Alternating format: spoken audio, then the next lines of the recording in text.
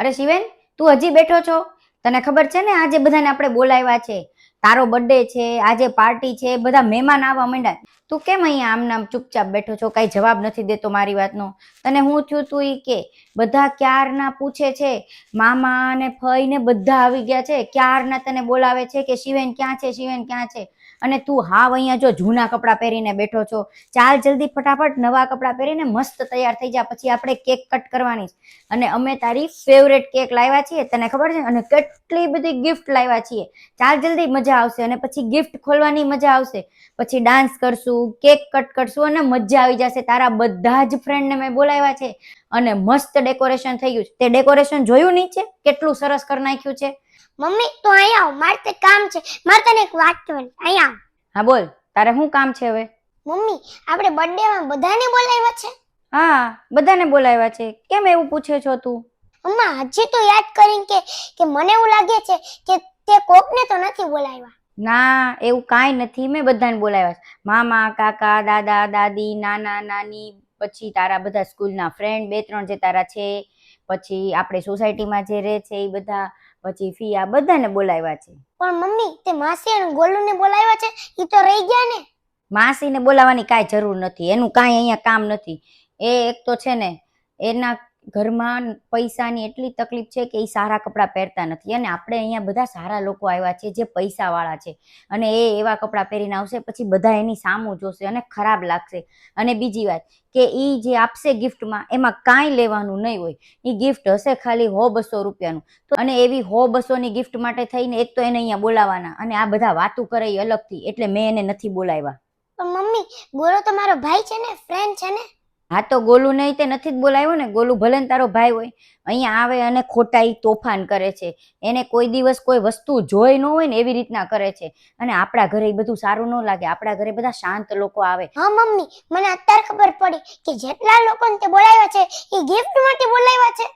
ના રે ના, કાંઈ ગિફ્ટ માટે નથી બોલાવ્યા. એવું કોણે કીધું ગિફ્ટ માટે બોલાવ્યા છે?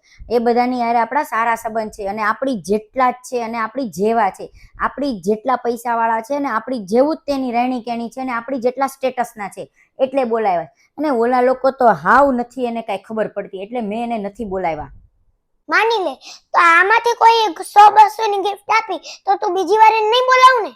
મમ્મી, તાર તો પૈસા જ સંબંધ લાગે છે, હે ને? તાર લોકોની અને સંબંધની કાંઈ કિંમત નથી. તાર પૈસા જ ખાલી કિંમત છે. એને તાર લાગ વળગી, એટલે તે ખાલી પૈસાવાળાને જ બોલાવ્યા છે. મારો ભાઈ જે છે, મારો ફ્રેન્ડ છે, તેને જ બોલાવ્યો.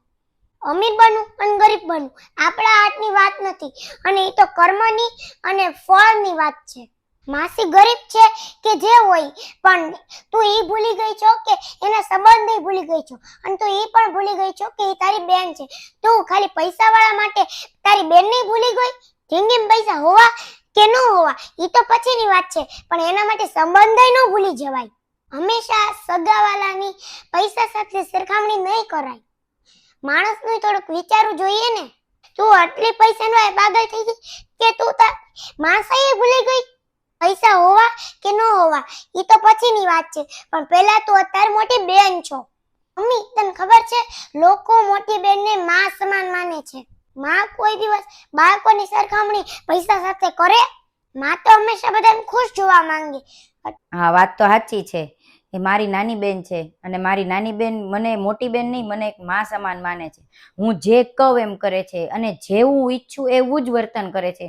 મારા કીધા કરતાં પહેલાં એ બધું કામ કરી નાખે છે, અને મારે જ્યારે જરૂર હોય ને ત્યારે સૌથી પહેલી દોડીને આવે છે. કદાચ આ વાત હું ભૂલી ગઈ, કારણ કે આજે બધા પૈસાવાળા આવે છે ને, એટલે પૈસાની વાહે હું પાગલ થઈ ગઈ, પૈસાની વાહે હું આંધળી થઈ ગઈ.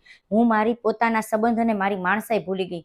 મારી ભૂલ તો છે જ તે આ, પણ કાંઈ વાંધો નહીં. હું એને હમણાં બોલાવી લઈશ, એટલે એ આવશે જ તે. મમ્મી, તો અત્યારે એને બોલાવીશ, પણ આવશે તે પણ કેટલું ખરાબ લાગશે.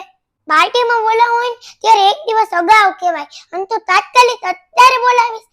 આ માસી, માસા અને ગોલું તો હારાય છે, અને અહીંયા આવીને ઊભાઈ રહેશે, પણ તને એ સારું લાગશે? હા, વાત તો સાચી છે. અત્યારે એન્ડ ટાઈમે હું એને બોલાવીશ તો કેટલું ખરાબ લાગશે, એને દુઃખ થશે. એને એમ જ લાગશે કે અત્યાર સુધી બોલાવ્યા નહીં, હવે એન્ડ ટાઈમે મને બોલાવે છે.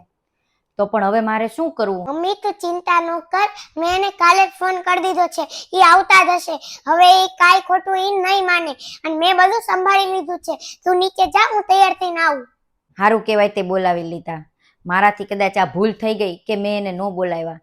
મારે આટલા ઉંમરે મારે સંબંધ સંભાળવાના હોય, મારે મારી નાની બેનને સંભાળવાની હોય, મારે ઘરનાને બધા સાથે એકબીજાને જોડીને રાખવાના હોય, મારે સંબંધો સંભાળવાના હોય. એના બદલે તે સંબંધ સંભાળી લીધા. તું આટલો નાનો થઈને તે માસીને ફોન કરીને કહી દીધું કે એ લોકો આવી જાય સમયસર. સારું કહેવાય કે તે કહી દીધું. આજે મને ખબર પડી ગઈ કે પૈસા કરતા સંબંધ મહત્વના છે. મારે શું કેવું, મારે કુટુંબવાળાને સંભાળવાના હોય, મારે મારી નાની બેનને સંભાળવાની હોય, મારે બધું સંભાળવાનું હોય. એના કરતાં હું અત્યારે પૈસાની પાછળ પાગલ થઈ અને સંબંધોને છોડી દઉં છું અને સંબંધોની અને બેનની તુલના પૈસા સાથે કરું છું. પણ આજે મારા દીકરાએ મને શીખવાડી દીધું કે સંબંધો સાચવવાના છે. પૈસા તો આજે છે ને કાલે નહીં, અને પૈસા તો મહેનત કરીએ તો વધારે કમાઈ લેશું, પણ સંબંધો એકવાર તૂટશે ને તો બીજી વાર કમાઈ નહીં શકીએ. એટલે આજે મારા વતી એણે માસીને ફોન કરી અને બોલાવી દીધા છે અને મારા સંબંધ અને મારું નાક જે છે ને એ સાચવી લીધું છે. મને મારા આ દીકરા ઉપર ખૂબ ગર્વ છે. તો જોયું ને મિત્રો, મેં મારી મમ્મીને કેવી રીતના સંભાળી લીધી. તારી જેવા ઘણા માતા પિતા હશે જે પોતાના સગાવાલા અથવા ભાઈ બેન અથવા એની સાથે એવું કરતા હશે, પણ એવું ન કરાય. તો જોયું મિત્રો, મારી મમ્મી કેવી રીતના સમજી ગઈ. અને આ વિડીયો તો મેં એટલા માટે બનાવ્યો હતો કે તમને ખબર પડે કે સગાવાલા સાચવવા માટે અને પૈસા તો પછી આપણે લઈ શકીએ, પણ આપણે સગાવાલા જો આપણાથી નારાજ થઈ જાય તો એ ફરી પાછા નહીં વાત કરે. એટલા માટે અમે આ વિડીયો બનાવ્યો હતો અને તમે પણ આ વાત સમજી જજો. એટલે પૈસાને પછી પેલા સગાવાલાને સાચવજો. મારો વિડીયો ગયો હોય તો લાઈક કરજો, શેર કરજો, કમેન્ટ કરજો. બાય, મળીએ આવતા વિડીયોમાં. અરે વાહ, સારું કહેવાય તે બોલાવી લીધા.